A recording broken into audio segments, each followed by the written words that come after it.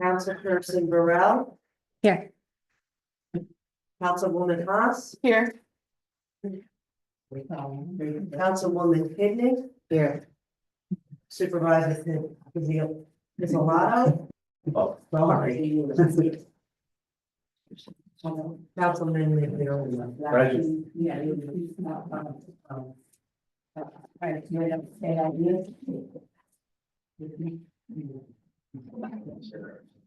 Thank you, Sue. Could you read any correspondence? Yes.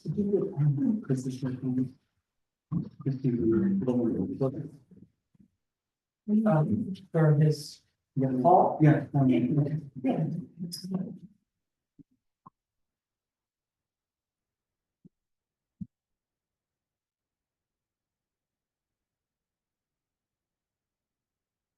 Mueller Fire Department. Personnel hours year to date are 325.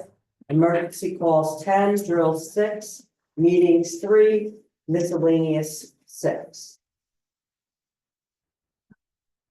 Highland Lake Fire Department calls 46.25, year to date 79, drills 57, year to date 117. Work nights 22, year to date 46, training classes 4, and with a total of 246 year to date. Highland Ambulance Service, 35 calls, 100% answered, 2 drills, 1 meeting, total of 358 hours. I, as a town clerk, received a correspondence from another town clerk out of Bethel. This is how it goes. Some of you may have seen on social media, my NYSEG bill has doubled. Group page. It is a group of concerned citizens outraged by their doubling of their NYSEG bills. I am a member of the group and said I would share the link below for officials, customers to sign. There are different sheets for different categories. If your town officials or members of the public are interested, can you have them sign? So this is the letter that came from the Public Service Commission, Public Service Law, Section 71, gas and electric complaints. Public Service Law, Section 71 allows for the filing of complaints regarding gas and electric service, including quality, price, and the duration of a disruption in service. Under this section, the Commission investigates complaints from the following entities: elected officials, including the mayor of a city, the trustees of a village, the town board of a town, or the chief executive officer or legislative body of a county in which a person or corporation is authorized to manufacture, sell, transmit, or supply electricity or gas for heat, light, or power. The New York State Department of State, DOS, 25 or more customers or purchases of gas or electricity. Complaints filed under Section 71 must be submitted in writing and must include signatures of the elected officials, a DOS representative, or the group of customers/purchasers making the complaint. Utility customers must also provide their place of residence. Complainants should file their complaint using one of the appropriate forms attached below. Please submit the appropriate completed form to Honorable Michelle L. Phillips, Secretary to the Commission, 3 Empire State Plaza, Albany. I also have her email, and there are forms here. I have some extra copies that I'll put out. So you can look through it and look at the link. And also, just to address that, while we're on it, we'll establish an email address for anybody that would like to file those complaints and put them digitally on the website. But I need to just check we just need to establish a kind of a one-use email address for this purpose. And so I'll post that on my supervisor page and on the website. And then we'll also put the forms on the website, so if people want to fill them out electronically or print them at home and bring them into the clerk, you can do that, or you can submit them to this email address that we're going to establish after this evening.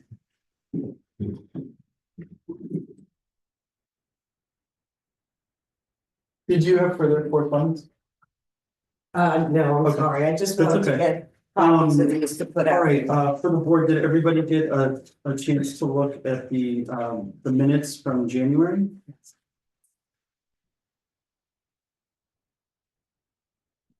We reviewed them.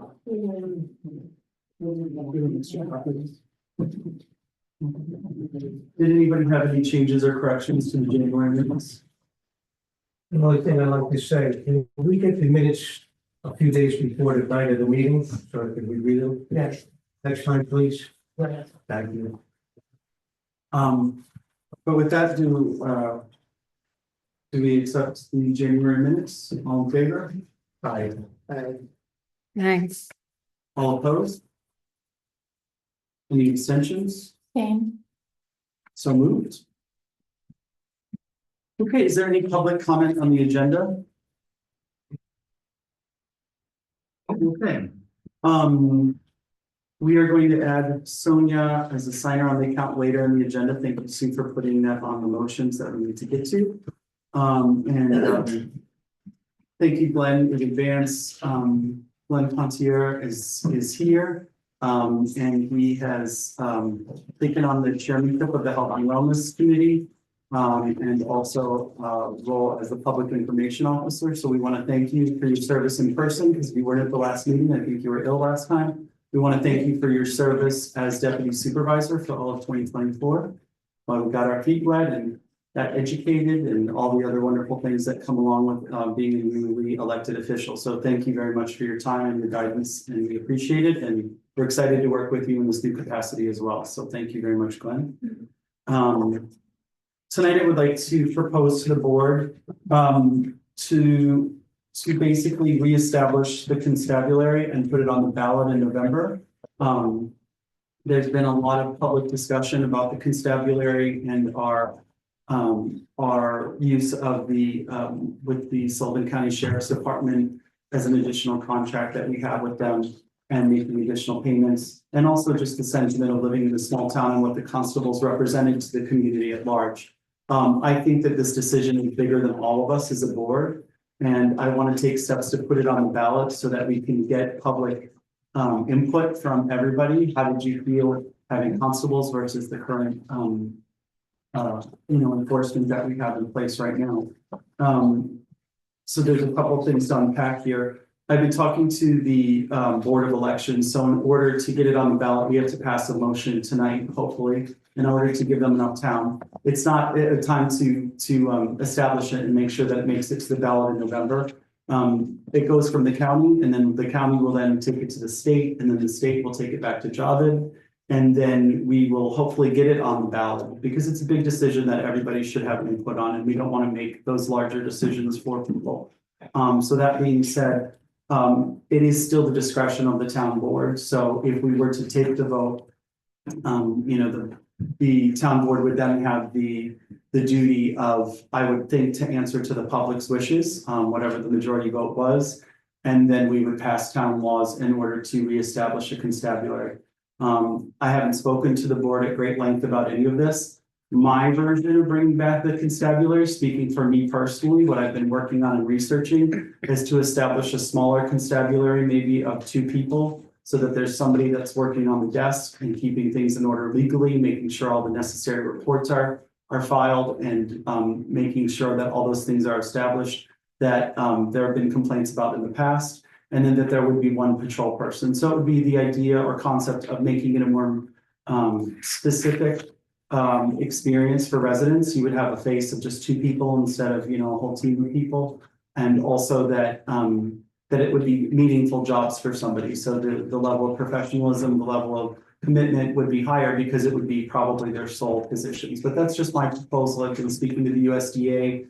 I'm very excited. We're going to, what do they call it? The Thunder Games this weekend with the Association of Towns training in New York City. Myself, Laura, and Deputy Supervisor Kidney are all going to be going down. So we're really excited to see what kind of opportunities the state has in terms of funding and speak to some professionals within the controller's office and the Board of Elections, which will be there on display amongst a whole bevy of other people. So tonight I'd like to make a motion to put the sure.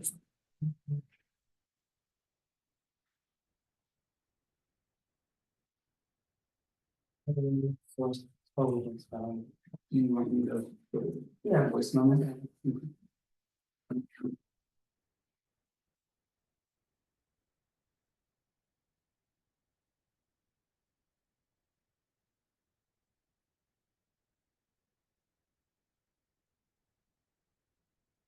Sorry for the interruption. So tonight I would like to put it on the agenda, or sorry, I would like to put it up for a town board vote. I would like to make a motion to put the reestablishment of the constabulary on the ballot in November. Do I have that motion? Do I have a second? I'll second that motion. All in favor? Aye. Aye. Aye. All opposed? No. Any abstentions? So moved. All right, and as I mentioned, we are going down to the Association of Towns training. The three of us will be there. Very excitingly, the main council for the Association of Towns put in the request that we join the association at large and have a seat at the table. So at the last meeting, at the town board workshop actually last week, the present members nominated and I accepted. And Laura as deputy will be a delegate for the annual meeting. So that's really exciting. We'll be able to vote on, upcoming laws, things that we pursue, council that's added to the association, lots of other exciting things. So it's really nice to have a seat at the table. Again, the Association of Towns is for smaller towns. There's two classes of towns and we fall into the second less populated, less fun version of the town. So it really is strength in numbers. And it's very exciting when we go down there because all the crazy things we do here in the town hall, all the wild stories, all the public interactions, all those things are shared by a lot of towns all throughout New York State. So as unique as we are in the town of Highland, we're not so unique when it comes to the roles people play inside of municipalities. So it's very comforting and exciting and enlightening experience. And I'm really excited to be part of it. Let's see, Laura, would you like to give us an update on the technology proposal adjustments? We're gifted money to do audiovisual upgrades to town hall, which include better video for our Zoomers online. We have 4 currently watching. And as well as kind of integrate the speaker system. The first round of quotes that we got, there's a more expensive version, which included wireless microphones. It's a little bit more affordable for us if we hardwire the microphones. And so we had to break down those quotes in order to submit to the state for review, or the county for review. And so we submitted that paperwork with the adjustments. And so we're moving forward on upgrading our sound and video equipment, which will also include, for those who have different abilities in terms of hearing, devices that you can pick up on your way into town hall, take to your seat, and your hearing aid device will link directly to the speaker system so you can hear it amplified directly in your ear. It's commonly used in museum settings and in other municipal buildings around the state. It will have a gate and a storage facility that we can put right into town hall with charging stations. And so that's all very exciting. Yeah, and again, that's part of the $75,000 SAM grant to upgrade technology within town hall, as well as an update of our kitchen. And then we're still in the midst of what we're going to commit all the funds to. We had to get that adjustment proposal because we're also potentially going to need to use some of those funds for the Monsterta grant that we received this summer for $10,000 for being smart energy community. We're going to potentially need to use some of that because the heat pumps should act dually as air conditioning and heat. And we're just kind of crunching the numbers to see how much of the $75,000 SAM grant needs to cut into the $10,000 grant in order to update those energy systems. So we're still working on that. It's a work in progress. The senior center, the community center, kitchen upgrade is going great. We have somebody coming to service the commercial stove that's already there because it's in relatively good shape. We hope, fingers crossed. And all the other energy or all the other equipment has been approved. And we submitted those comps, so we're gonna have a brand new commercial kitchen at senior center, hopefully in time before they open for their next session beginning in March. Also the VFW meets there again, beginning in March. So we hope to have all the work done. It should be pretty fast. It's a lot of equipment replacement. Tom and she have been working diligently on getting the bathrooms upgraded and all kinds of other wonderful things. So we hope that the seniors in the community have a great new facility to step into in the kitchen, and for people who rent it as well. We're hoping that it incentivizes rentals too. And then we also just turned in the final paperwork for our Silver Feather award, which was awarded in 2021. 2024 thought being very aggressive. We've achieved most of the river accesses just in 2024, all 4 of them. The mural was the only one that was completed in 2023. And we've committed the funds with Sullivan 180. So that allows Laura and I to then apply for a new beautification grant via Sullivan 180, which we're going to meet about now that we've gotten this all completed. So if anybody has any ideas at the town board workshop, you know, we have beautification efforts happening in 4 out of the 5 hamlets that have been the directive of the Berryville Chamber of Carroll Sunhome. And Sullivan 180 advises, you know, that we really incorporate the whole town. So I put a call to action at the workshop that I would like to task everybody with tonight. If there's any volunteers in Highland Lake that would like to join Carrie Margolis, who generously donated her time to help direct the intern and come up with a flower plan for Highland Lake. We'd love to hear from you. So we could talk about that in the public comment section. Pardon? In my front. Yes, sure. It's gonna all take place on Lakeview. Sue will give you a address later and drop off flower bushes and all kinds of great stuff. And then, yeah, that's pretty much all we have with grants. Joe, can you give us an update on highway and any weather? Yep.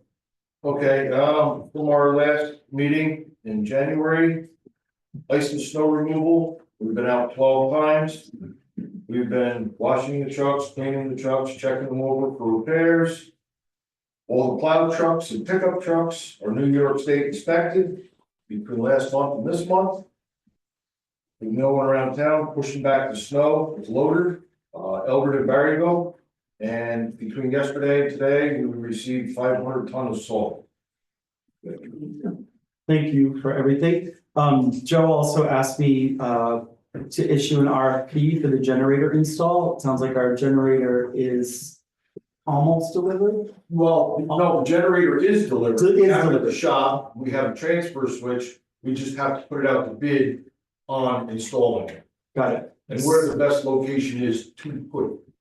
Got it. And just for the record too, Joe's working with Tom Migliorino and Frank Monteleone has donated his time to determine like what zones, what sizing, where the location should be, all those things. So we'll work with whoever we, you know, whoever the findings of the RFP are to install the generator in the best zone possible. So with that, do I have a motion to issue an RFP to install the generator at the highway garage? No question. Sure. Is the installation of that generator going out to bid is gonna be publicly noted, public notice? Yeah, that's the RFP. That's what Okay. that's the motion to put a request for proposal out to the public and publish it and then see what we get back. Thank you. I need a date. That you want the RFP. Yeah, we can, I think we can take care of that in with the resolution, which I'll have afterwards, right? If you need any guidance on it. But so do I have a motion to issue an RFP to install the generator at the highway garage? I'll make that motion. Do I have a second? I'll second it. We're gonna set the return date after we make the motion, or do we just set it, I think we would determine that, can we determine that in the resolution? but we have to assist- pass the When we resolution. assist for publication? We have to pass the. Can we hear from you? please? In your resolution. We can take it, okay, thank you. But, So do I have that motion? but we're passing we have to pass the resolution, so we have to decide on a date. Yeah, so within your resolution, you should have a date decided if you do know. Exactly, so do we wanna write the resolution while we're in executive session, or we wanna make it part of the motion?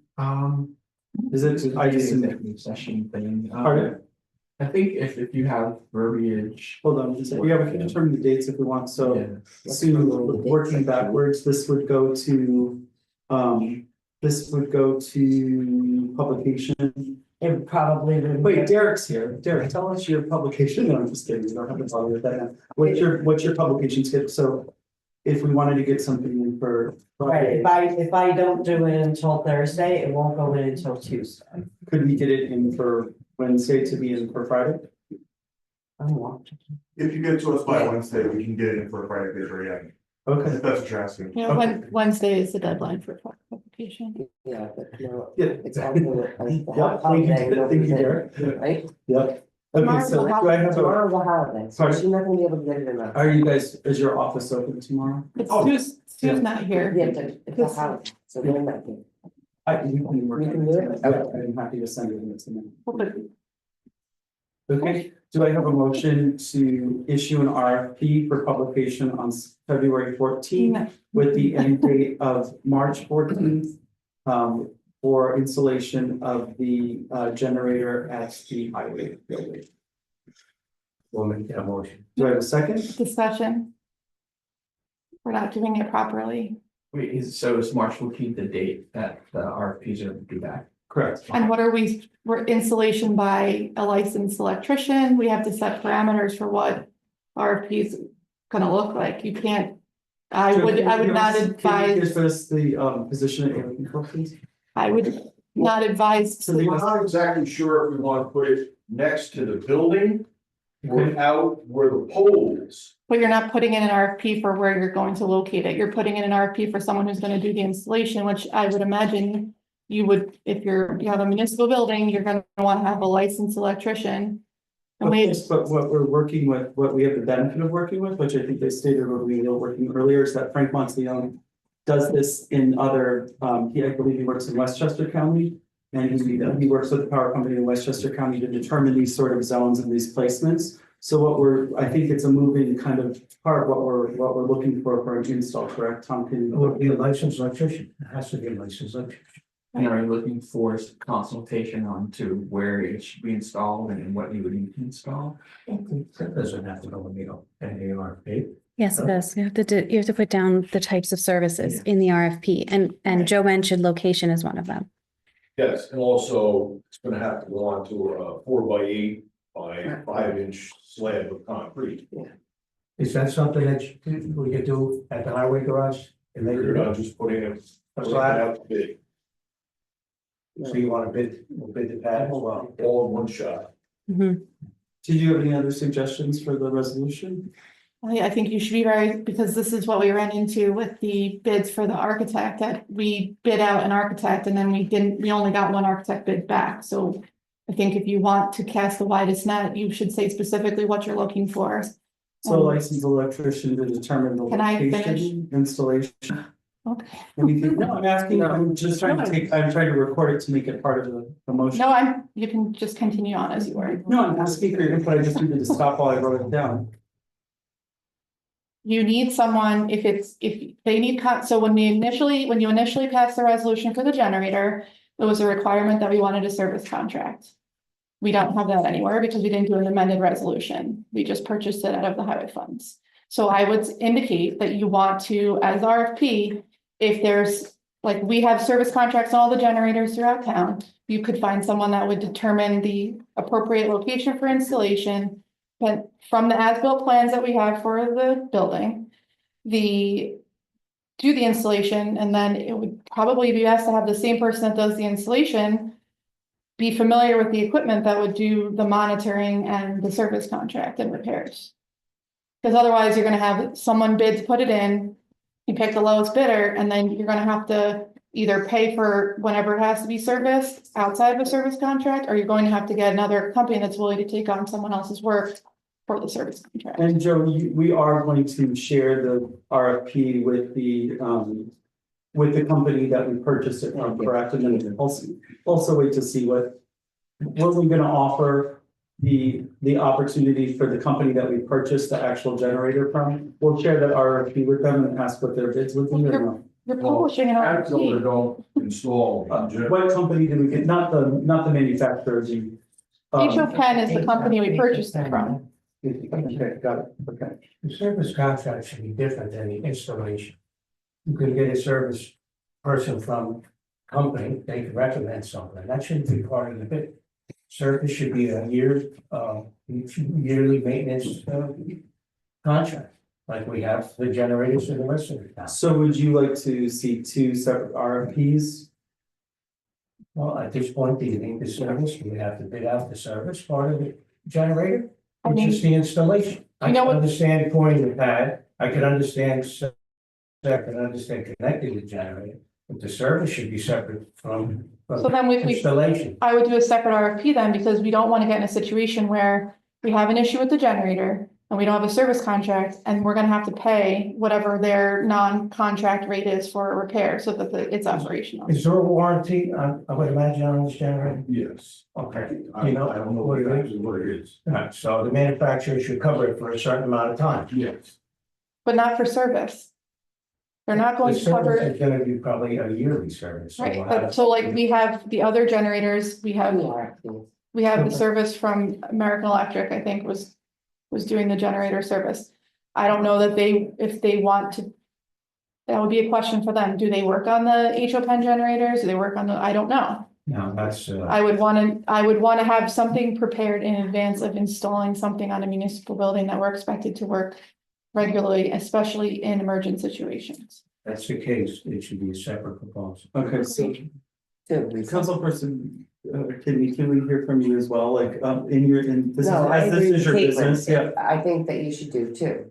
so, but in. I understand what you're saying too, as well, with having the warranty on it, but still, I think that it's better, she's right. You But have my to have- question from the point that she raises is like, would your company take on somebody else's work? Because that's the No. question that she raised. Absolutely not. So we may have, somebody, hopefully the same person would answer both RFPs, I would say. But, there's no guarantees.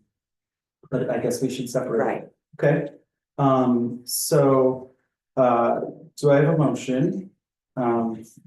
To issue an RFP to a licensed electrician to determine the location, installation, based on the as-built plans, of the building, to install the generator at the highway building in the town of Highland. I would put the specs of the generator in there. Cause you're not gonna want someone that does household Generac installations doing an HO Pen Compared to a commercial. commercial generator. I think covering on behalf of the town of Highland will cover that. So do I have that I motion? don't think it does. But you're just saying that you want them to install a generator. You're not giving them, the first question they're gonna ask in the RFP is what type of generator are you looking to install? Put the specs in. I don't know, but grand.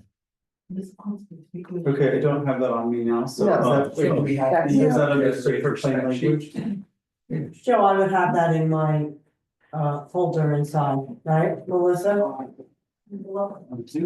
I don't, think- I think. You don't have to put it in We there, don't have to put it in the motion, it's understood But that you we could- will. You would that we We say. have to add. We can add it In the RFP, say Like- what specifications that would attach to the Yeah. RFP. Yep, thank you. before it goes to be But published. you need those specifications.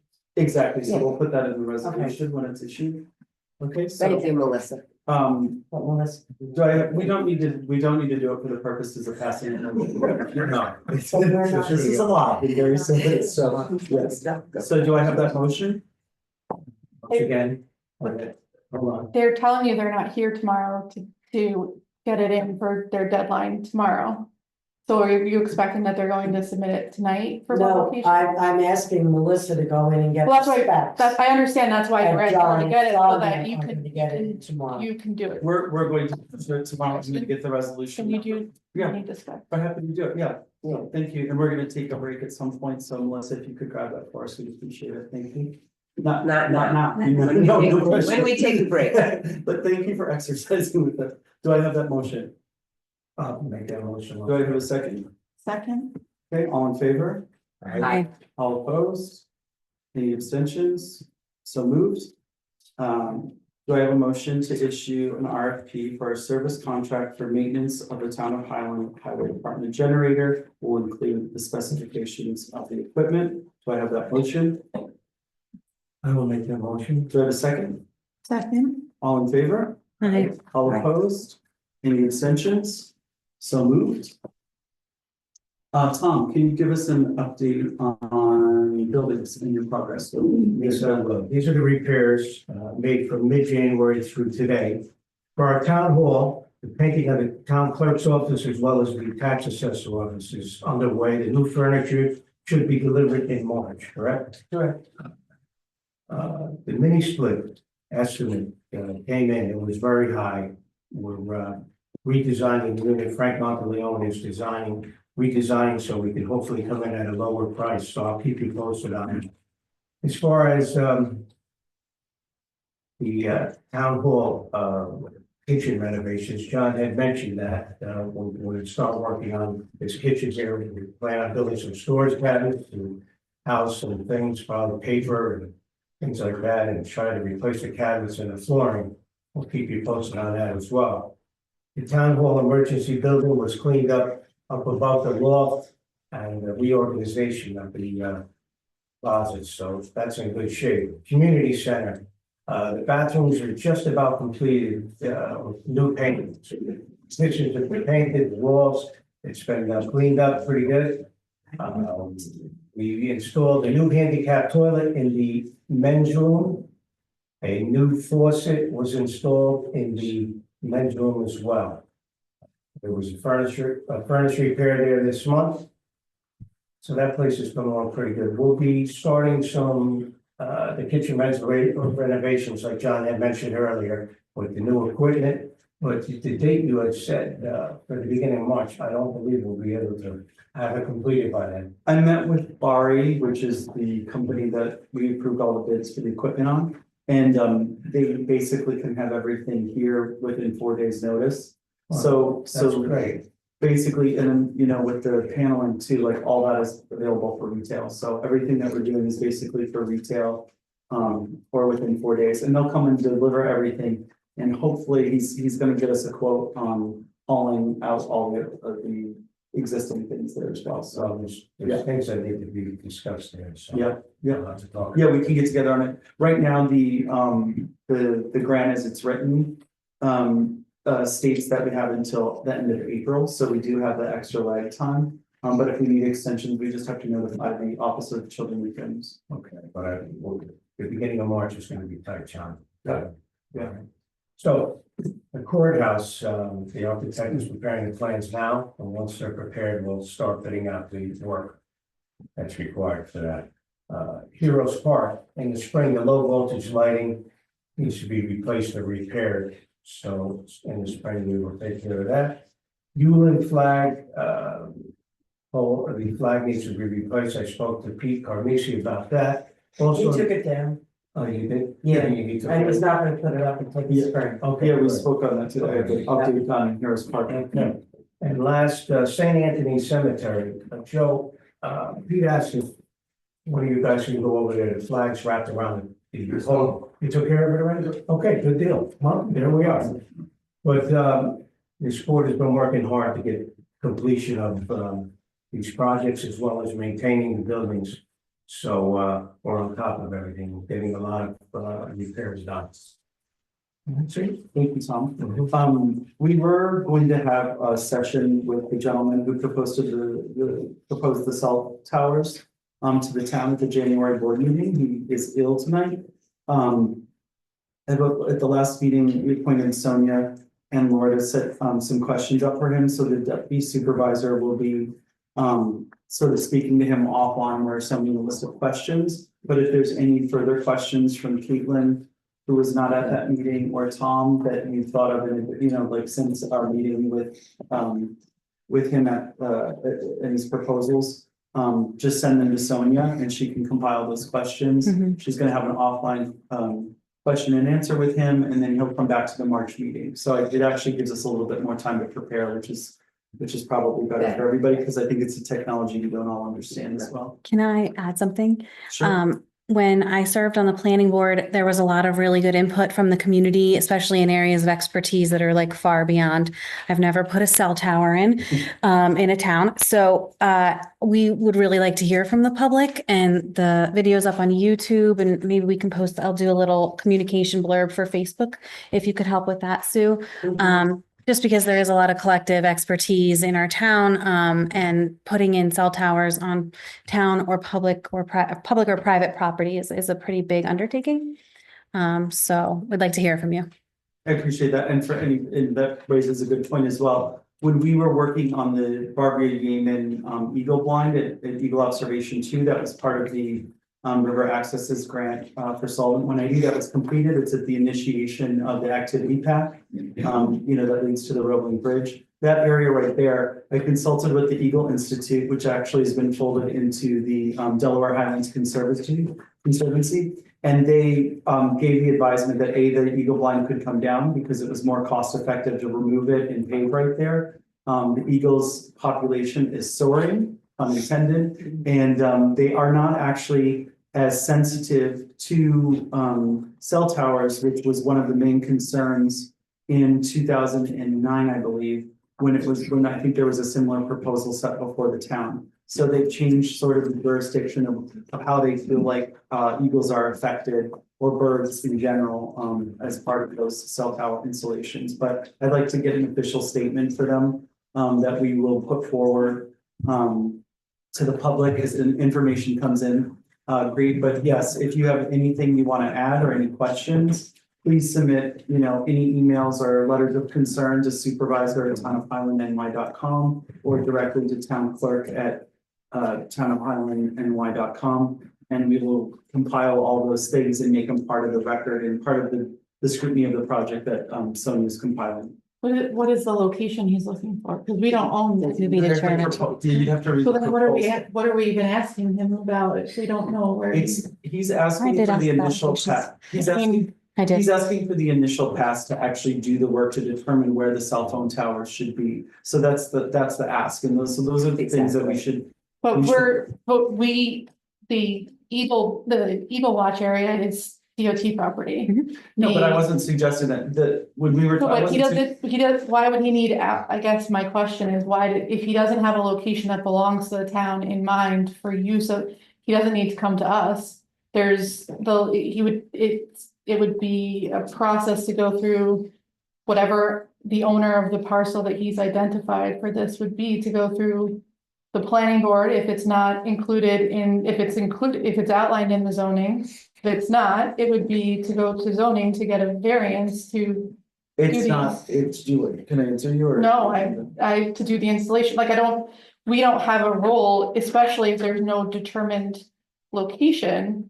I don't, what are we going to opine on that? So that Do you mind if I basically, answer that? um, I'm sorry, can I? Yeah. sure. I did ask those very same questions and also linked to our code. I sent all of this to Eric in a list of precursory questions.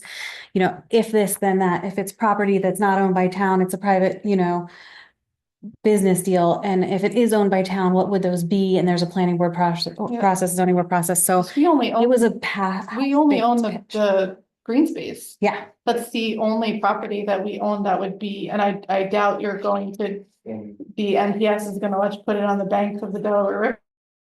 I don't understand why we So are involved in the discussion. So part of the process of what he's proposing is not defined in our codes, and I think that that's the point of it, very similar to the floating commercial district. It's not defined in our codes, and so the first pass, because it's not there, is to come before the town board, and then, yes, he's looking for a jurisdiction So what that's did gonna you send require him? some input from the based on what his planning board. presentation, And so we Oh, that's the basically are questions. the first I got pass, can we information. gather this information From- together? Did you send? us? communication towers. There's one thing So mentioned. it is referenced. It's There's referenced. communication towers is Yeah, referenced. It's very lightly, there's a lack of definition and then a lack of follow through in terms of like how a commitment like this, because he is asking for a 25-year exclusivity agreement. But that's, we don't provide telecommunicate, like we don't have a horse in this raise them Correct. all. Of course, That's kind of. but because the Sonia and I pitched definitions back are to him. not included, his legal team. They're included. It's, we can't offer him a 25-year exclusive lease because we don't offer a lease period. We're not leasing him land. He hasn't asked to lease property.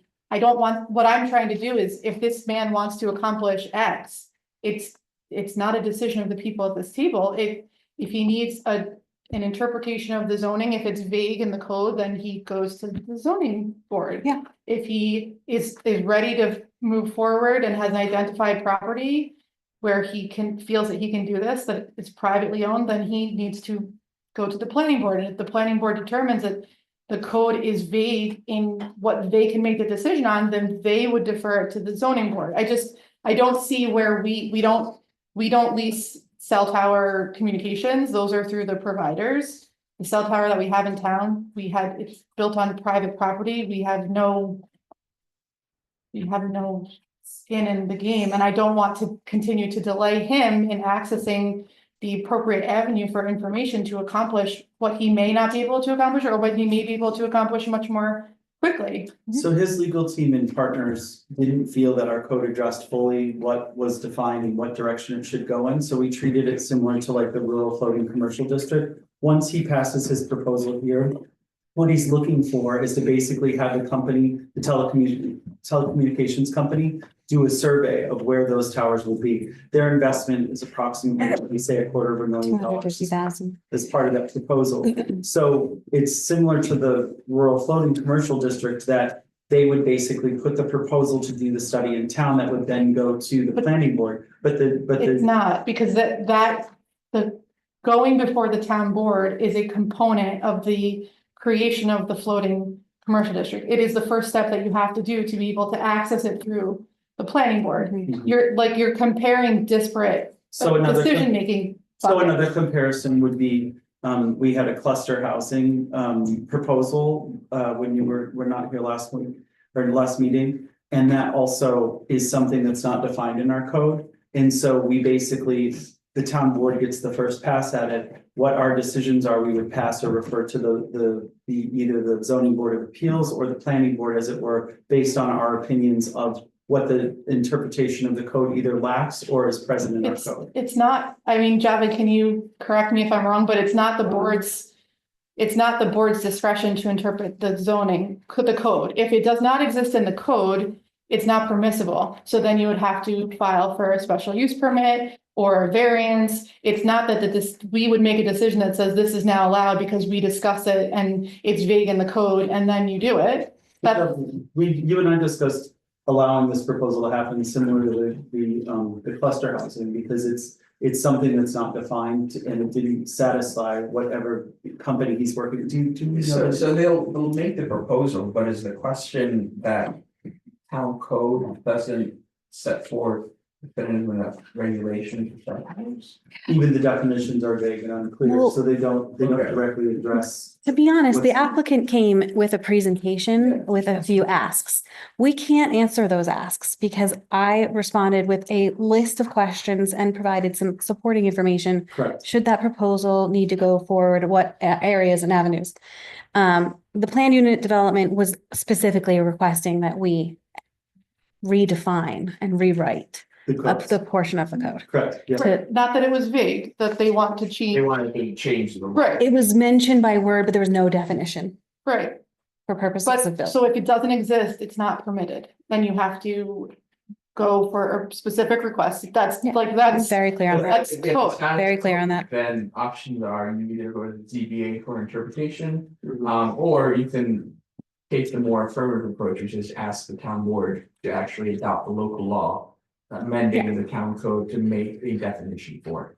You're not interpreting what's there, you're actually creating a local law that creates. And it was my understanding that because of the cost of the study at $250,000, that they wanted something concrete, that if they did the work and they did completed the study, because it's $250,000, that we would allow it and that we would offer some sort of exclusivity or whatever the case may But be. we don't have, it's Even not, if we don't have the ability to issue those things, that's the ask. And so he wanted to come back and and have those, we wanted to have questions answered because I think it's a great exercise for the public at large to get that input and to hear what the plans are. Mhm. And whether we say it's indeterminate or not, or refer it to the planning board, Mhm. I think it's a very important component because they are investing $250,000. I mean, It's I private can- enterprise, I so can it's, share with you why that's not gonna actually happen privately, but the the questions, the asks of us are not things we can provide, regardless of the interpretation of the code. So I guess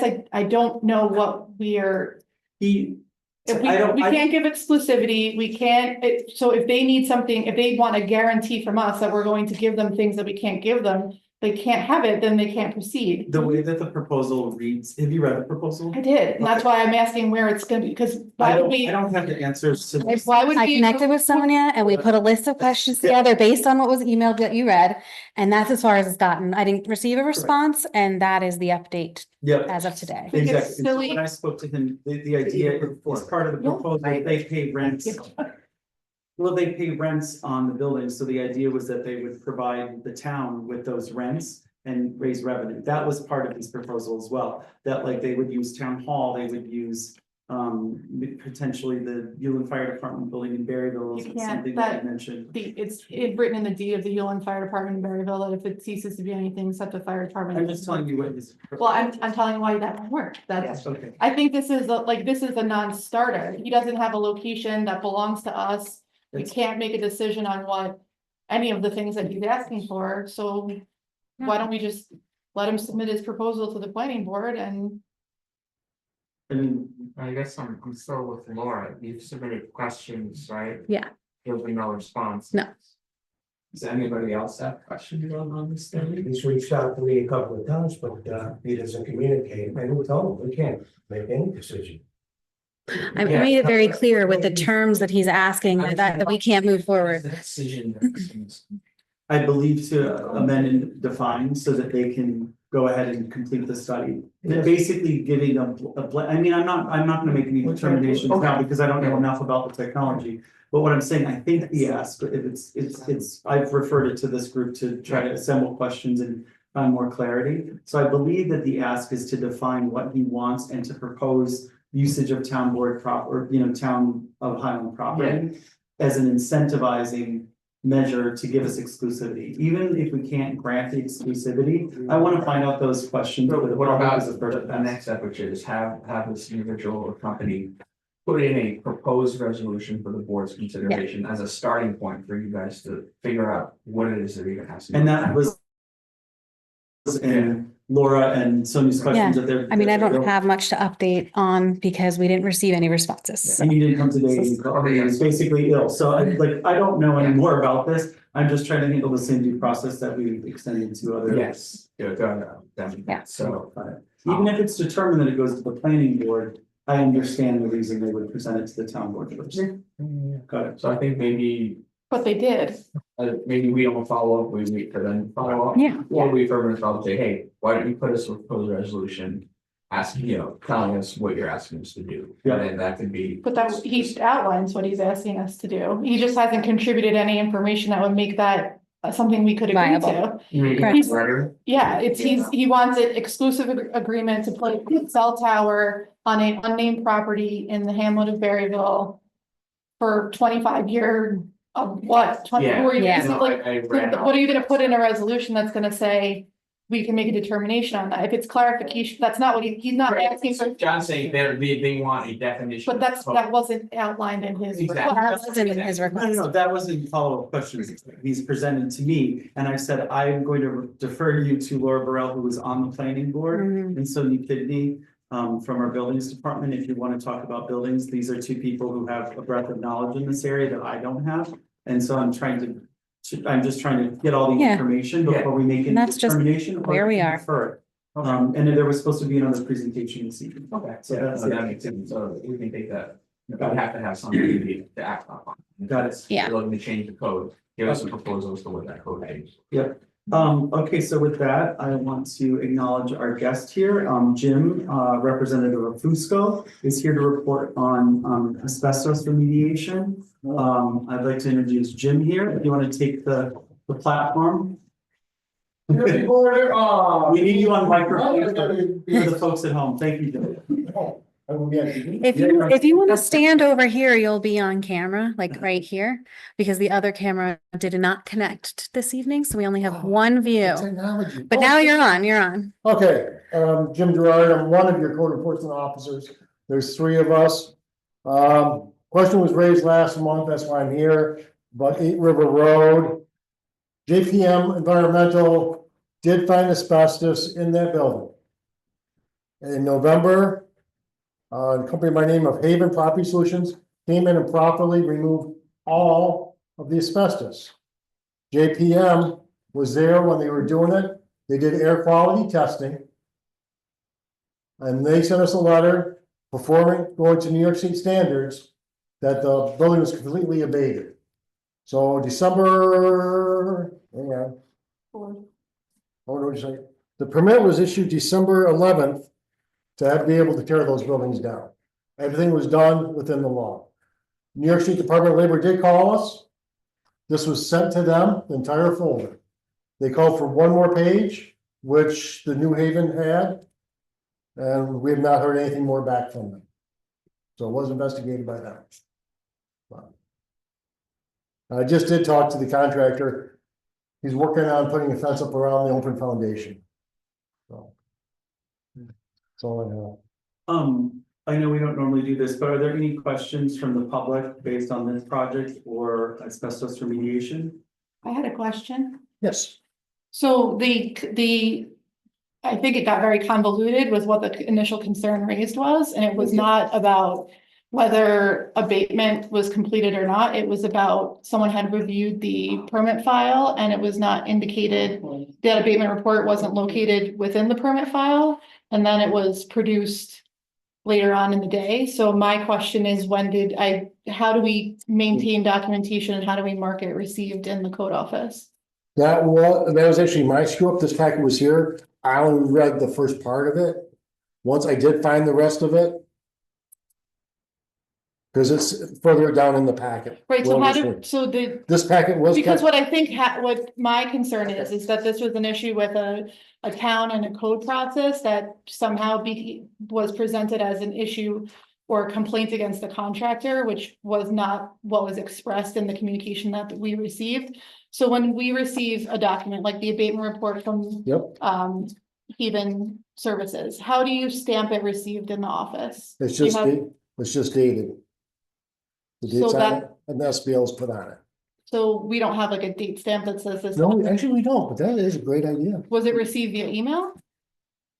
Or they mailed it, or? That was emailed to us. So then we can print out the Yes. email for when it was received, and that would substantiate that it was received before the permit was issued. Yes. And it should be maintained within the file for review by the public if they're interested. Because the copy that I received didn't have any date on it, so I don't know where that came from. No, it has the date of receipt. Oh, okay.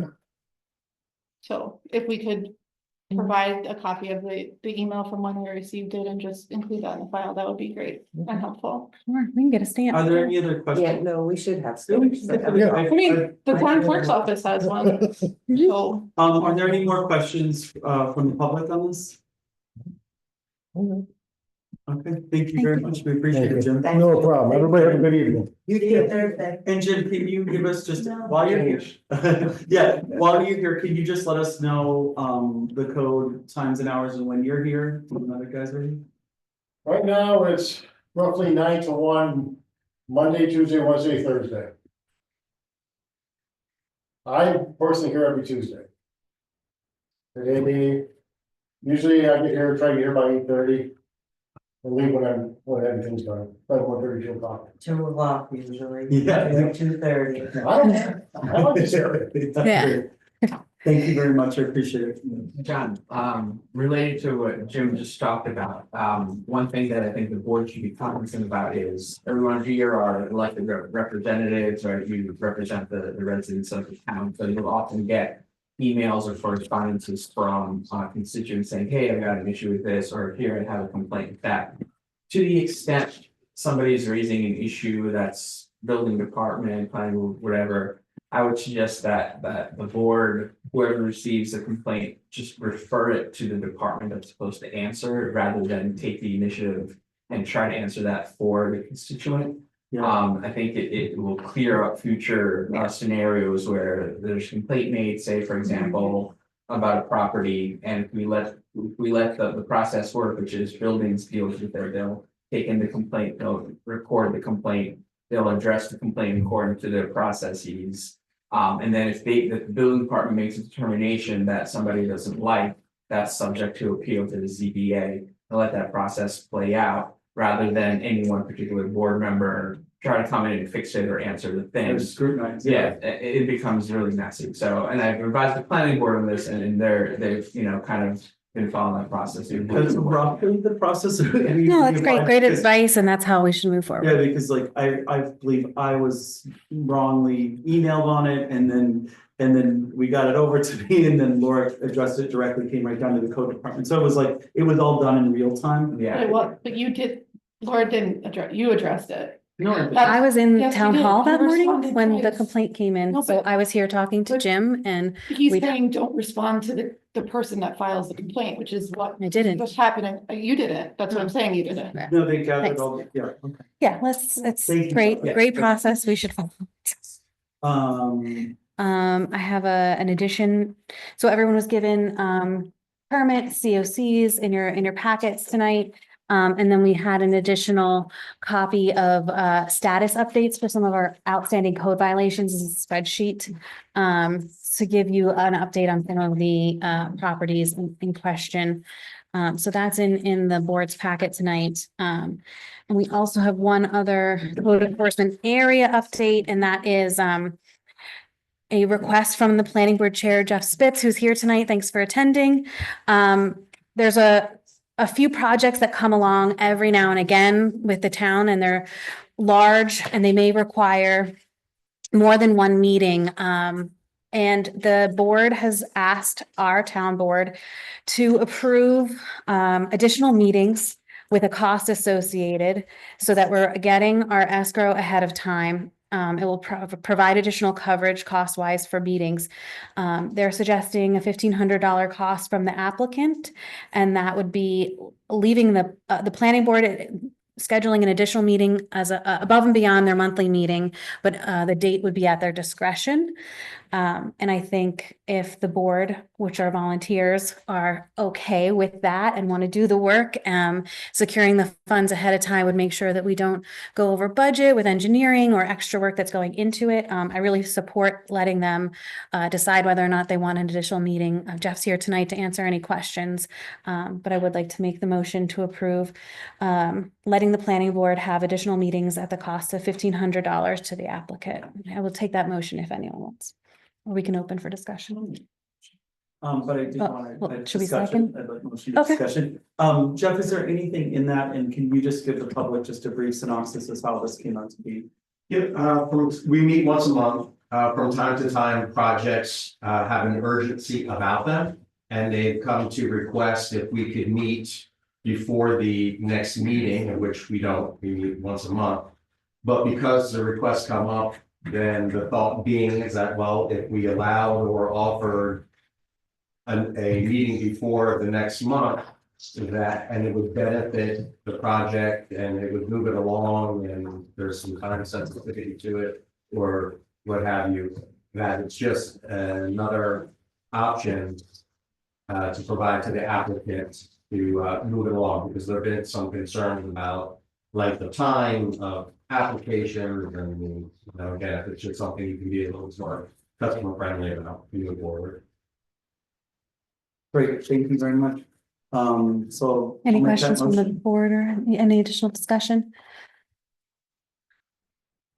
Okay, I'd like to make the Do you motion. know what nights they're gonna have? It'll be at the discretion of the planning board. Discretion. I guess my question would be who determines who gets the extra meeting? Because that, Is there any parameters or criteria? So certainly a conversation about it, but if it's somebody who presents it, they understand that there's the $1,500 charge to it. And the town board, I'm sorry, the planning board members agree to have a meeting, or at least quorum, to have the meeting probably about 2 weeks, so we can make sure we do the proper posting in the papers and notifications that we need to do. It would be, the process, but we could certainly iron out. It would be something you decide during a meeting after a presentation, a first pass. What's happened in the past is that there have been applicants who requested, this is time sensitive to us, we want to move forward, investing a lot of money, we, don't want to necessarily wait a whole other month. Can we meet beforehand? So that would be the initial part of it, is that they're requesting It's like an expedite fee. to have a meeting, to have an additional meeting before the next month. Yeah. And then, again, the planning board members would have a conversation and make the determination of the meeting. Would you be amenable to adding language that would include allowing enough time for published meeting dates so that public can attend? It would have to be. Yeah, okay, thanks. You can do that internally through planning board. Great. rules, right? And that would be determined, I mean, like, I would assume in real time, then would Helene basically just take the applicant and the board that's attending and schedule said meeting? Like, would it happen at that meeting, or say if they came back and? Ideally, it would happen at the planning board meeting, because Everyone's we're there. 1 month, 4 weeks from one meeting to the next. Right. So really, it's scheduling probably 2 weeks. Right. So basically, if you guys said, hey, we need more information on X, and you guys the applicant was able to obtain that information in that time, then they would say, okay, we could work on that, and then you would set that meeting at the end of that meeting if they thought that they could get whatever is being requested by the planning board to satisfy that. So would you, No, can they make the decision about that at that meet? Can the planning board take a vote during said extra meeting? Like At if I our meeting, you're asking at our meeting. at the new extra meeting, like if they're paying the additional $1,500 to have a meeting, does it act the same, and are all the functions the same? That I would ask. So I can answer that. It would be akin to a calling of a special meeting. Right now, Jeff, right, it has his, and his board has, their general once a month meetings. Jeff has discretion to call special meetings of the planning board, but because of budgetary constraints, doesn't. So what the purpose of this is to relieve that budgetary constraint. So if it's gonna be an applicant requested special meeting for costs to be covered by the applicant. Up to that. So all decisions at that said meeting So- are binding, and it. So it will be a special meeting of the planning board, right? And costs incurred because of that will be covered by the applicant through that fee. More likely than not, the special meeting will be scheduled at a regular meeting or at a special meeting, but it will be scheduled at an open meeting upon the applicant's request. And I think what Laura said is, well, how do you decide whether or not somebody is granted a special meeting? I think the planning board, you guys should kind of outline, when you do or when you won't grant special meetings and for what purposes. So I think that makes sense. I just want to make sure that we're not deferring something to the special meeting to collect an additional fee. I want it to be, the impetus behind it to be, I need this done, it's timely. Yeah. It's not, we're saying this is outstanding, but if you can get it back to us, you can have a special meeting. It's that I'm saying, I want this done more quickly than your typical process allows. I'm willing to pay. I want to make sure it's not, We don't want it's to not say. perceived as like, we're holding these meetings in abeyance until you, Yeah, Give us no, I another get it. 15 It's like, oh, we have your application. Oh, we won't be able to hear this application for 6 months unless you call for. Right. Right, Yeah. the thought being is that it's driven by the. yeah, Not the. right. Yeah. So like, I want to put something on, I want to, whatever. We want to make sure we're not suggesting that. It's not, Yeah. I never thought that it would come from the planning board, that it would be the applicant. But that's why Okay. I wanted clarification of the parameters. Like I'm saying, hi, the applicant, need this done more quickly than your process allows. Right. I'm requesting it. We're notifying you that we can accommodate it at cost to you. But we're still going to follow all of the, because 2 weeks is a tight window to get publication, so we maybe should look at having some reserved dates. Not where you're holding them, like not scheduling, but if you're holding your standing meeting and you say like, these are the potential expedited dates we could offer if someone requests it at this meeting so that we have something kind of prepared for issuance so that we can meet all the deadlines for publication for a public meeting. Did you take publication into account? Like, is it, do you think that, okay.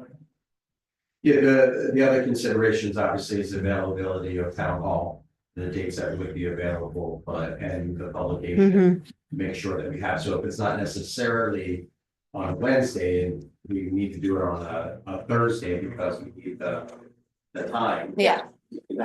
But if you're holding a special meeting, you can hold it in a special location as long as you're including that Yeah. as part of your printed meeting announcement. So you Yeah. could use the senior center. Yeah. Thanks, Jeff. So, do I have a motion to? Or the cell tower. Yeah, I'll make a motion to support the planning board in deciding additional special meetings at the rate of $1,500 per applicant. And the criteria set as discussed tonight, which we would like to see in writing, just so that we have a clear understanding. And the date would be subject to scheduling conflict as well as location conflict and timing that's allowed for public meetings to happen in support of open meetings law. So can we smush it and say That's a very long motion. I'm sure it's all in there. we're authorizing the planning board. That's my job. We're authorizing the planning board to, at the request of an applicant, file, have a special meeting that conforms with all of the open meetings laws requirements for notification publications. I'm gonna just, the motion's there. Do we have a first? Yeah, oh, okay. Have a second. Second. I'll second. All in favor? Hi. All opposed? Any abstentions? So moved. Okay, Laura, you're up again. Yes. Can you just give us an update on the website? Sure. I've been working with Caitlin and Doreen Warner, our website host and designer, to create a complaint form built into the website. It's linked to the code office. And so when a complaint comes in about something in the road or a abandoned building or something dangerous, you can go right to the town's website, submit it, and the code office will be alerted, setting off a chain of events. Probably the code enforcement officer, first and foremost, going to check it out. So in next month, Bill, we're gonna get the build of that website expansion. We've been working on the language for what that question and answer would look like on the web form. It will include the annual website maintenance, the flywheel managed updates, the plugins that we paid for, and the web hosting that's managed by WordPress. And so she has submitted this is what the invoice checklist is going to look like, and her invoice will be ready for our budget next month. Okay, And the form will be as well. got it. Thank you. Also in sort of draft, Laura's been working on updating the personnel draft handbook. Yeah. She submitted it to all the members of the town board, or sorry, No. submitted it to me. Yeah. And then. We now- discussed it at the workshop, so there was a few sections that everyone wanted to add. Yeah. It's going to go to Javid next for legal language inclusion, and then it will be submitted to the full board. And I'm like 2 days away from having it in your hands. But it looks good, and thank you for that extra work there. The things that were added here are just things that I typed from the. Federal holidays. workshop. Yeah. Yes, so those are inclusions that were requested at the workshop. Marion O'Neill Culture Club update. We're really excited. March 16th will be the second annual return of the Newland St. Patrick's Day Parade. We booked the same band Black Radish to play outside. The lineup begins at 11:30. Craig Eccleston will be playing inside of Crossroads immediately following the parade. Father Bertone will be blessing the statue before it departs. We have a lot of our legislators, fire departments, Sullivan County Sheriff's Department, state police, state forces, and other exciting developments coming soon. So we will be issuing the banner poster, designed again by Trace Spiegel, who's over in Jeffersonville. We have one of our legislators that is part of the Drum and Fife Corps that will be joining us as well. So there's a lot of really exciting developments. It's getting bigger and better, but not too big, so don't everybody get nervous. So I hope you guys all can come out on March 16th. Again, lineup starts at 11:30. Crossroads is taking reservations inside, and it should commence by 1:30, and then they'll have a after party there as well. So we're really excited about that. Sue had suggested at the last meeting that I connect with Carol Sumhold on gardens and beautification. So she's going to be doing what she did last year. She will be sort of taking care of just the library, and then she'll be directing our intern for some other sites around town. And then we're combining efforts to satisfy the end of the Silver Feather grant.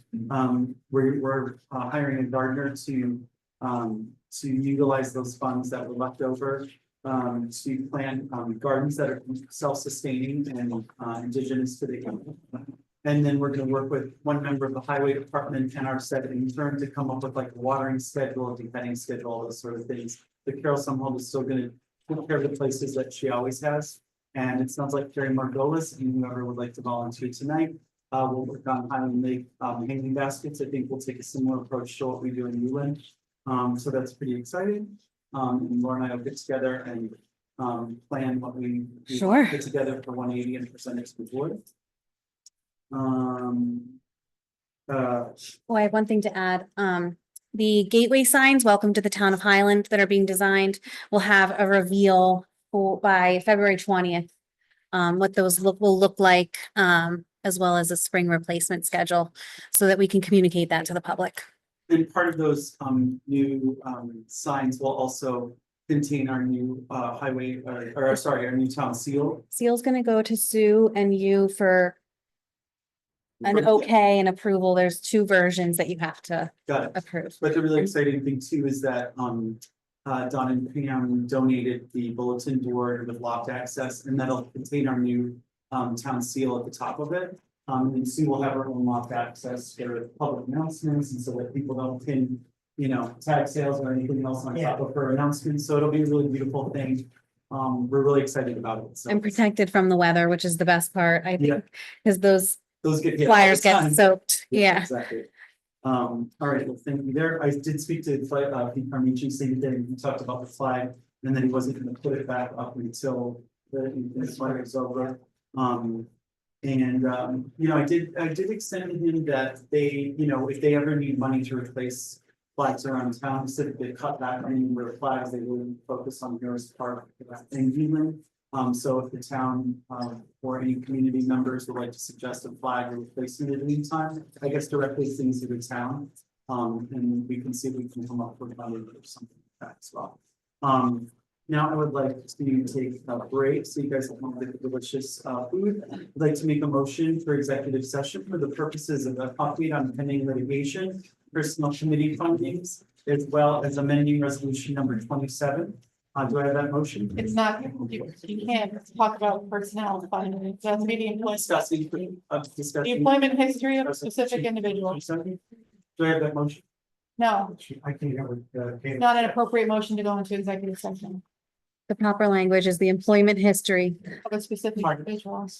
an employment history of a specific individual. You Or have to use litigation. those words, or litigation. You can't, That's it. resolution amendment is not a reason to go into executive session. So, and so the purposes of the executive session are going to be multiple. One, talk about pending litigation.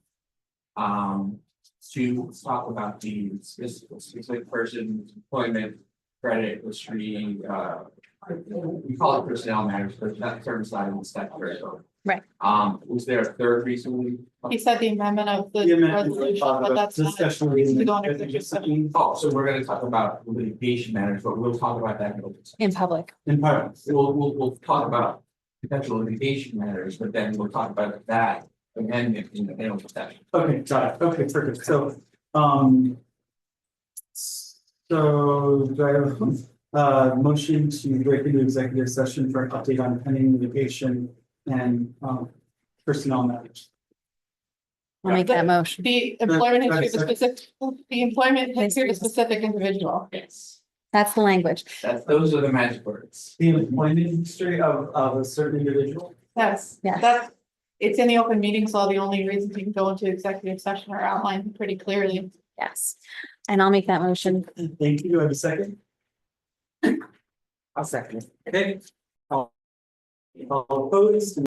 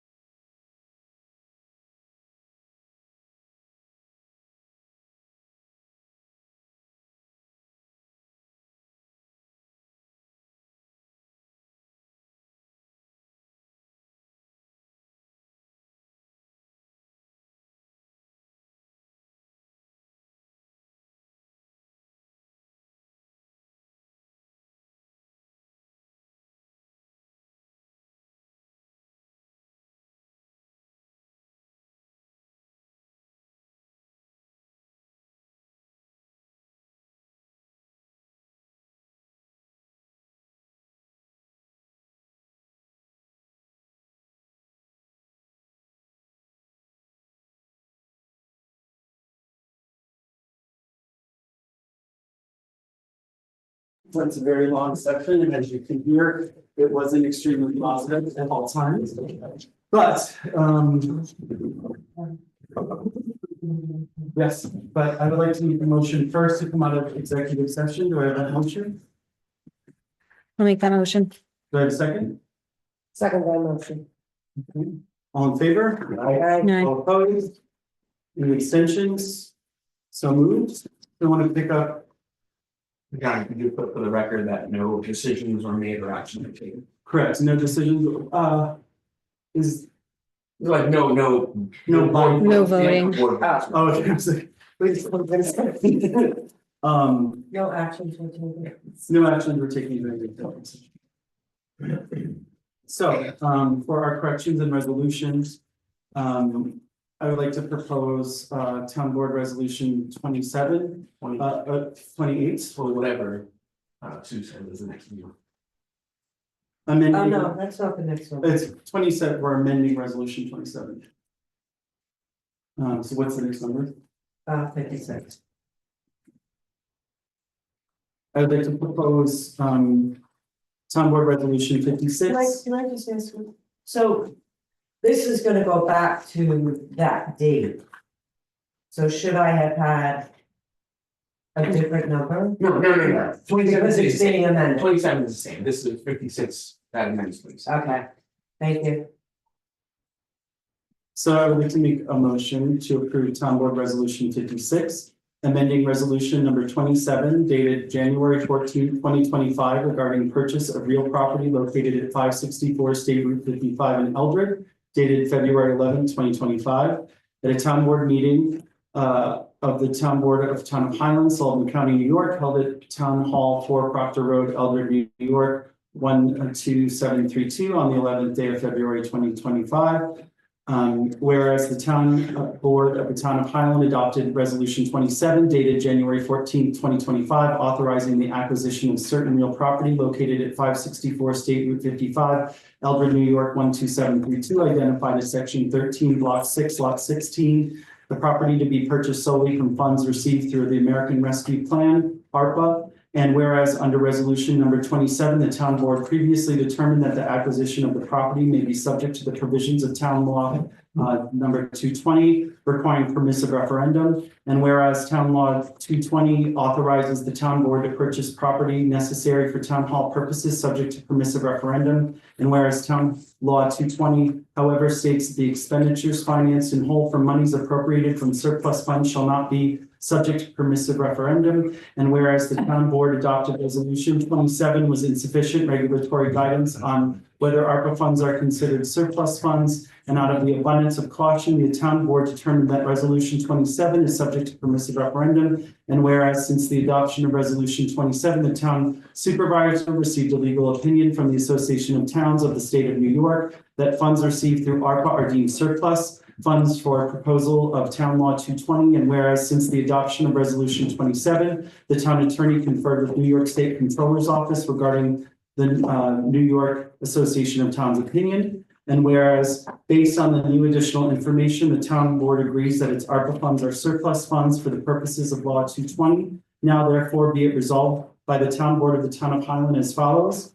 Number 1, amendment and modification to resolution 27, that the town board resolution number 27 dated January 14, 2025 is hereby readopted and reaffirmed in its entity, except that resolution 27 and the acquisition of the property authorized that thereunder is not subject to the permissive referendum requirements of town law 220 because the acquisition is financed in whole from monies appropriated from surplus funds. Number 2, environmental compliance. The town board issued a secret negative declaration on January 14, 2025 regarding the purchase of the property, and this amendment of resolution number 27 does not constitute a material change requiring additional review under SECRA. Number 3, superior authorization. The town supervisor is hereby authorized and directed to execute on behalf of the town any and all documents necessary to complete the purchase of the property, including but not limited to the purchase agreement, closing documents, and other related instruments. Effective date. This resolution shall take effect immediately. Do I have that motion? I'll make that motion. Do I have a second?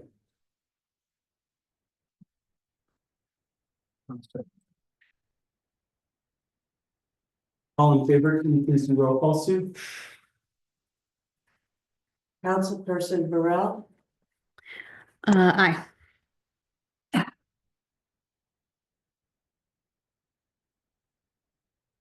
Councilman Haas, No,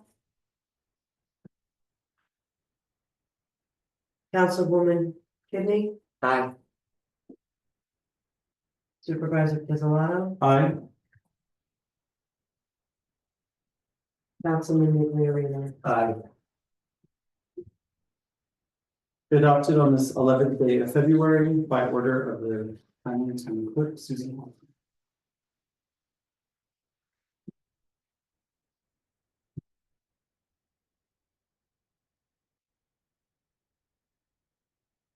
Do I have a motion to approve removing Glenn Pontier, his signature on the existing Jeff Bank accounts, and authorizing Deputy Sonia Kidney as the new signature on Jeff Bank accounts? Do I have a motion?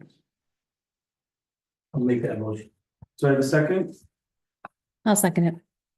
All in favor? Aye. All opposed? no, Any abstentions? Discussion?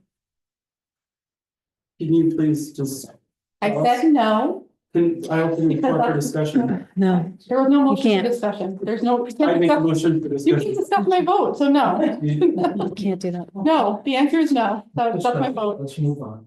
Great, okay, resolution for transfers, do I have a motion to approve budgetary transfer to be made to the 2024 highway budget in the amount of $45,631.02? Do I have that Wait a motion? minute, Discussion, wait a minute, we don't have those transfers. Yeah. That amount's not correct. no, and those are incorrect. Based on, It's just not correct based on the abstracts in our hand. This is the transfer. so we should start this, we want to start this, Yes. This is just one, this one as well. yes. Do I have a motion to approve resolution, the town of Highland at the town board meeting on February 11, 2025, and introduce and pass the following resolution. Whereas modifications are required to the 2024 general budget. Now therefore be resolved that the following budgetary transfers be made. From line A 960 appropriations, A 1420.2 attorney and litigation, the amount of $5,756.10. A 1620.1 buildings, $23,524.68. A 360 20.4 safety inspection, $5,889.18. A 3120.4 police, $8,789.92. To A 960 appropriations, A 1220.1 supervisor, $1,601.04. A 1220.4 supervisor, $1,115.04. A 1355.1 assessor, $2,659.62. A 1410.4 town clerk, $474.89. A 1420.1 attorney, personal services, $6,959.81. A 1620.4 buildings, $9,985.19. A 1670.4 mailing and printing, $444.94. A 1680.4 data processing, $186. A 360.20.4 safety inspection, $6,283.83. A 8030.41 research and study grants, $14,099.52. Wait a second. This is incorrect. Safety and research grants were paid to through the use of our reserve funds, which was our savings. So on that line, we're not actually putting that into the back into the research and study. Yeah, We're taking it from our, we can't approve this resolution. we can approve this resolution.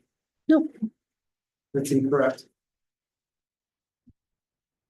Can we strike this job legally from the account, because that's incorrect. We voted to use we voted to use, our, New York Class account savings and interest to pay for the research and study grants from the previous town board of the TAP grant. That was a failed grant in 2024 that was pushed through in November in the amount of $14,000.91. And we, because it was their surplus and savings, we agreed to use their funding that they had acquired just to pay off said grants. Then we subtract $14,099.52 from this resolution and have it still stand.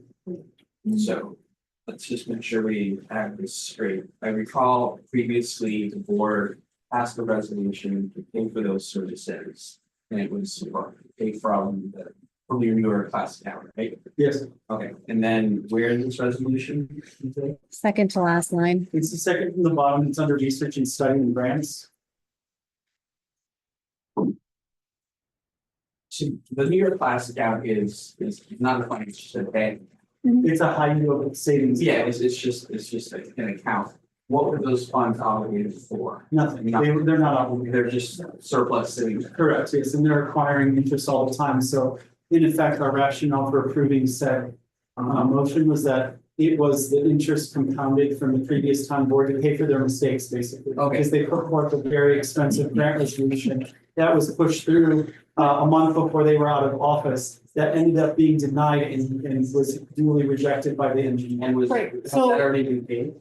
That's what, but that's, We paid for that. we're not, out of we're not the- taking money out of this account, it's, we're refunding the money. But we can't, but we, That's what, so you're moving it from accounts to accounts. You're making that line whole again. I don't, It was, there must have been money debited from this account, because you're not taking money yeah, the. from it. So that money was paid out of your class. So here you have it identified as paid, so you just need to strike that out. But it's, yeah, but it's coming from, it's coming from the leftover funding from. But then, no, this is not, that's not what this is saying. This is saying you're taking money, Energy recorded, maybe recorded as such, is you're taking money from this account and moving it into these. but we're not accounts. taking it from these accounts, it was taken from an outside But that's- source. And we're talking about the buildings account alone had a surplus of 23,520, so. But this isn't saying that it's not paying it That's what from, I'm saying, can we it's not adopt saying, this resolution if we're not using, if the The money didn't come. from this budgetary source? transfer isn't saying that you're taking it out of that account. It's saying you're putting money into this account. So money has already been debited from this account. Not by this, not by But, this, but from the, Budgetary it says from these appropriations. Let's just take it step by step. Yeah. We have a from appropriations and you're looking to move it to right. Correct. So you're moving it Balance in the 2025 budget hole. which appropriation? To line, It looks like the compounded, sum of lines 14, 20, 16, 20, 36, Okay. 20, and 31, 20. That's not where these funds came from to make this line whole, which is 80, 30.41, right, research and study grants. That is not actually taking that surplus of the accounts from above. right, so can you strike out? from That's what I'm the asking, section, yeah. but, 80, 30, 41. but that, we're not taking money. We're moving money to a line. So the But money this has already, appropriation is not coming from that. Right, so you're no longer moving the money. no, the money is already out of this line. Yeah. That's why we're moving money from here. And there's already been, you've already approved expenditures from 80, 30.41, which is why you're putting money into it. These are the lines that are taking money out. If you're not taking, you've already expended money from that line. But It's not an This is to account, it's make- not an accounting, it's a budgetary But transfer. it's- To make 24's budget whole, because like I No, showed you the I overages. understand all of that, yeah. I'm just saying the source of the funding is not from here, which is reflected that these But lines no, had a surplus. You're You correct. can move, This is, we're not taking, the money has already been taken out of the savings to pay the bill. Yeah. But the money was initially debited from this line. Javed, to make it legally binding, do we have to acknowledge the source of the revenue where that line came from in order to, in the interest of? Acknowledge that too, and just clarify. Because on the face of it, here are your appropriation lines, Mhm. you're moving it to these other Mhm. appropriation, right? Mhm. Here are the fund lines, and here where you're spending it. Just make sure that it's not reflected as where the appropriations are going to a specific line. Correct, because that's how it's reported, so, But that's, okay, so. Do I have a resolution, do I have a motion to approve this resolution with a set amendment and note that the funding of research and study to make the line whole is not coming from the appropriation set before it. So are we, I guess it's a resolution, it's a motion to approve the entire resolution with that caveat. You can't make a caveat to a budgetary transfer. This is you're striking one transfer, right? Yes, I think you said that. so do I have a motion to approve this resolution striking one transfer? I will make that motion. Do I have a second? Second motion. All in favor? Right, All opposed? No, Any abstentions? So moved. I don't like that.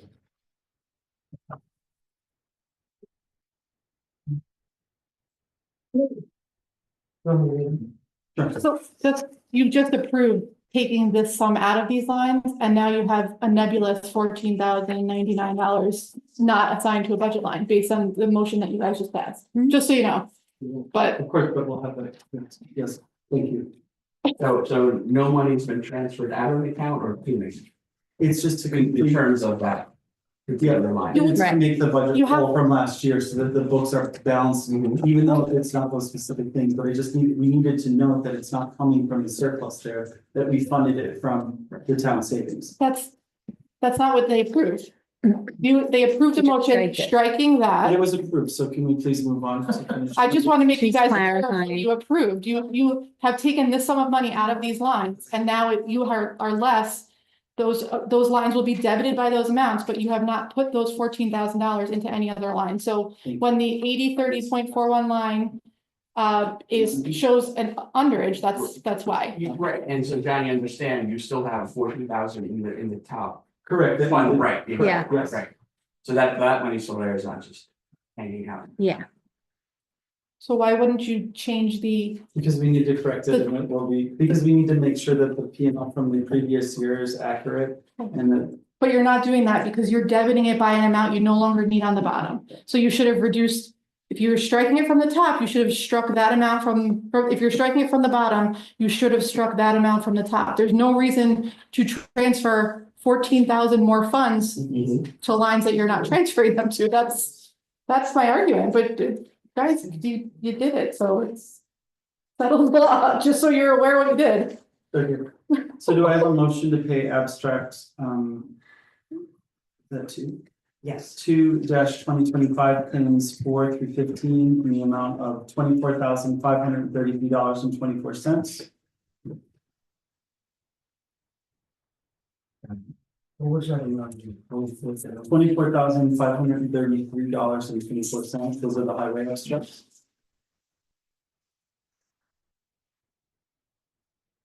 yeah, it's not on the paper. It's in our abstract, but it's not on our. It's wrong on the agenda. I just fixed it and gave it to John. And you also have copies of all the abstracts to follow with the total.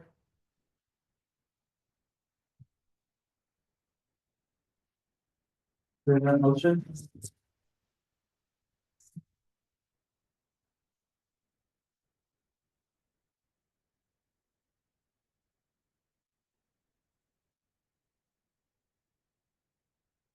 You have, are we reviewing anything?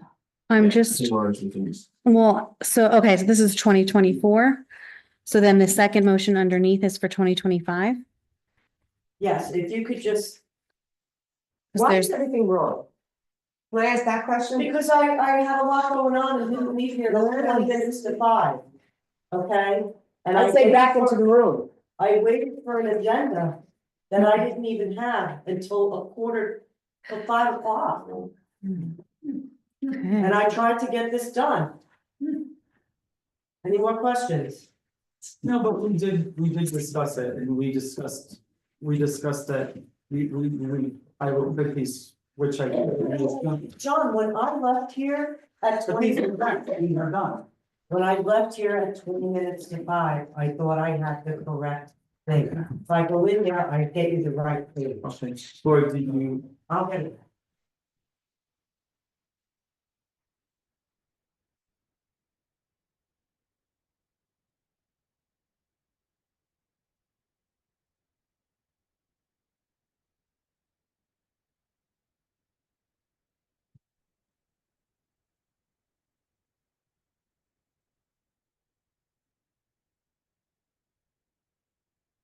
by your account? Well, it's just hard to reference because there's some information that we have and then there's abstracts listed that we don't have. Yeah, so the amount that was originally recorded and then we initially were using is $2,216.03. Yeah. And that is incorrect for the highway abstracts because it was even. I just don't know where this 22-1603 play has a play. That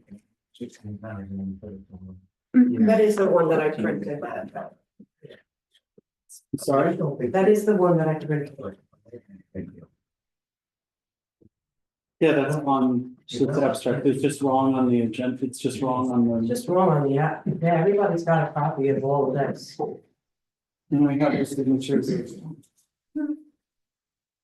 So then can we use, Five. can you use the abstract that we have in hand to ask for the motions, please? And can we This is- disregard the second half of the agenda? Amounts are wrong on the agenda.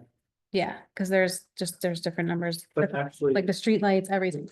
but we re-recorded the numbers here as 24,496.34. But in the correction, we had the older one, which is the 20. Okay, but I did not make this correction and I did not know about it. I went by what is here. So which number should we be approving, this one or that one?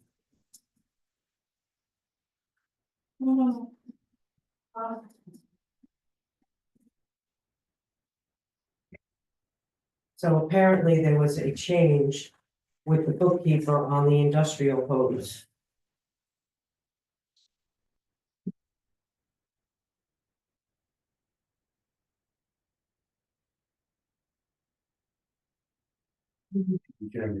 Go back tomorrow. I don't want our vendors to go without because of our clerical errors or our errors as town board.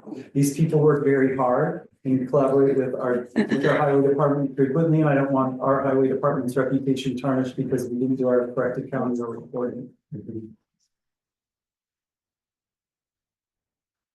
Did you want to open it for discussion? Is there something you'd like to say? No, because I know what she's looking for, because it was something that I found in the audit. Yeah, That you prepared? this morning in the audit, yeah. That, It's being repaired today. Just look at the abstracts with what's on the sheet. and Right. If they should But just. Sonia caught it when she was auditing the bills earlier morning. today. Yeah, And it was changed and reflected already in the abstracts that I received at 2:30 that I put onto the agenda to share with everybody. So that's like the timeline. of what happened. And it's just wrong recorded on.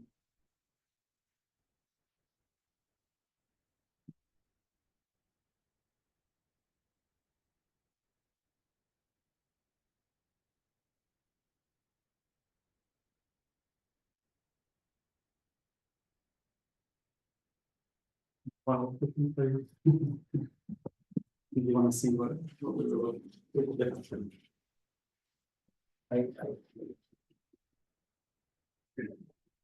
It's the 24,496.34. And that change must have happened after 3 o'clock. But, so when did you review the bills? Do you know when Terry changed that? She changed it based on Sonia's audit. yeah, Sonia audited. I these at signed this 12:27 p.m. abstract 4 times today with all the mistakes. yeah, That got changed. Yep. And we 4 were, different times. and she audited the bills at 12:27, so that change was made. 12:27, but I stopped it. I was here from 11:30 all the way Okay, to but 3. what were the changes that were made? The industrial hose had something with a shipping, there was a minor, it wasn't a lot of money It was change. changed. And I wanted to know, yeah, because it was wrong. I don't have that in front of me. Okay, If you give it to me, then I can look at it. Here's the, But I looked at 100 different abstracts today. so are we No, I sure want this is the correct? the bill she wants. it's 24,496.34.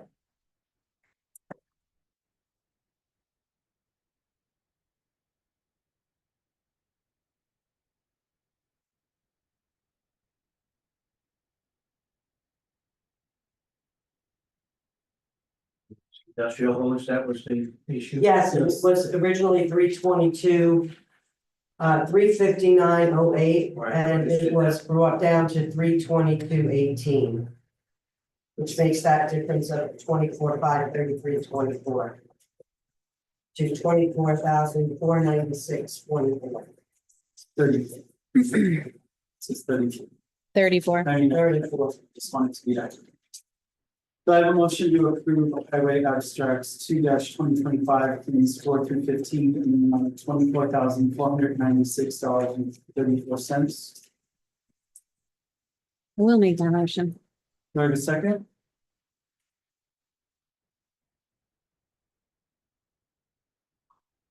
I'll second the motion. All in favor? Aye. All opposed? No, Any abstentions? You want to bet him? We so moved.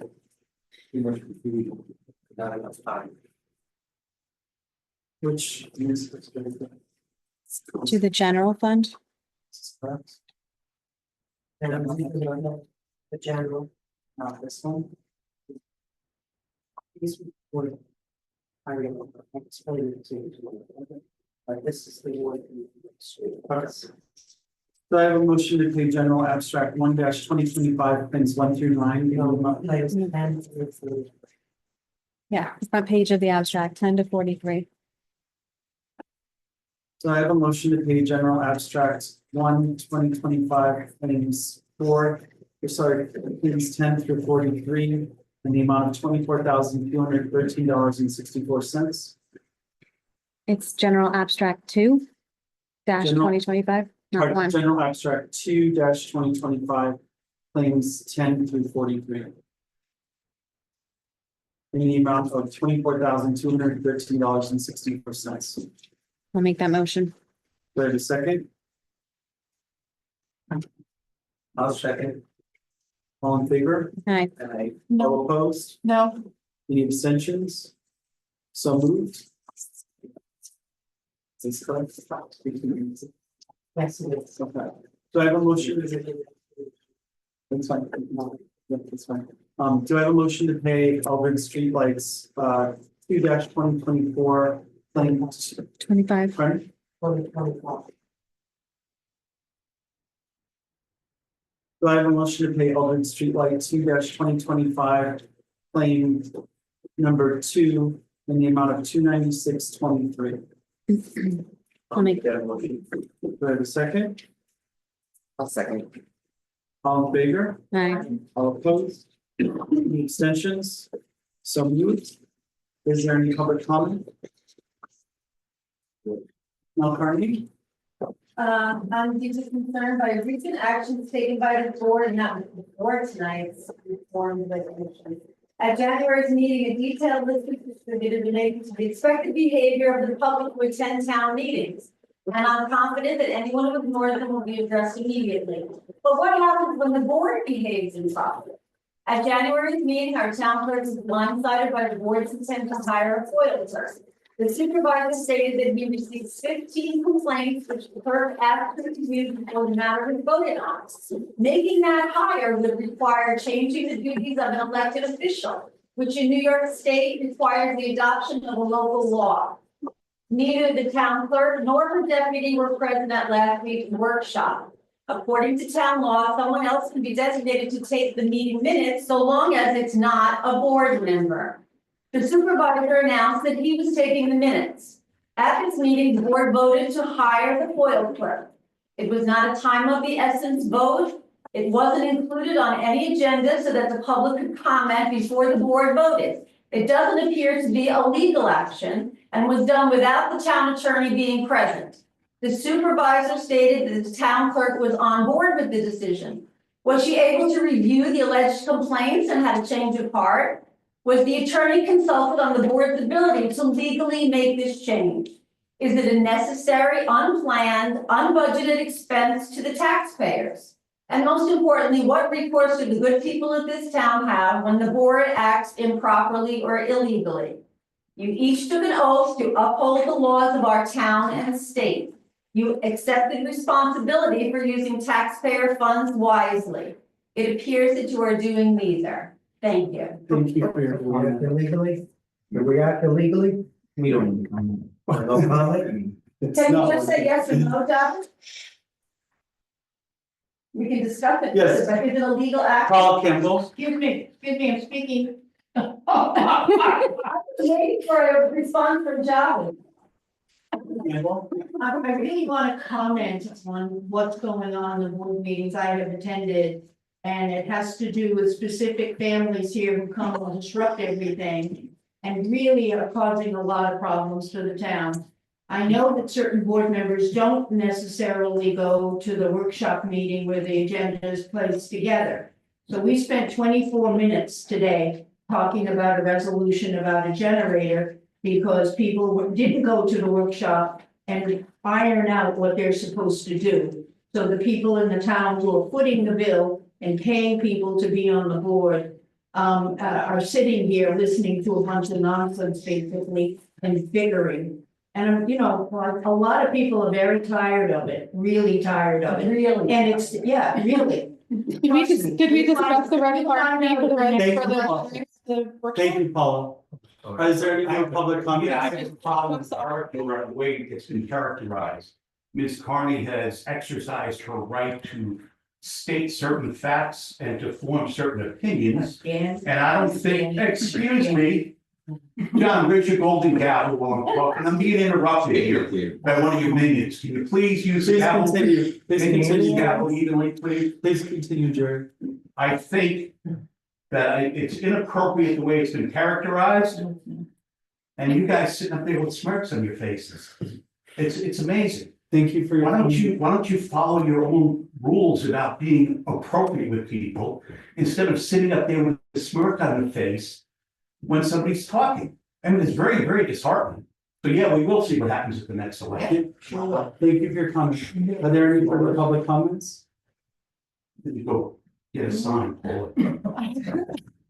Laura, I have a question. Did you discuss the red card fee for the generator? Do I have a motion Talk to about the adjourn? generator and put it on the agenda. Break that. But did we Do I have a discuss the second? RFP? Because that was what my question was. I second it. All in favor? Aye. All opposed? But we said we were putting together a list of what was on the agenda. It's- The generator in relation to the highway was, I think it's all. It's really, I don't understand. Comments?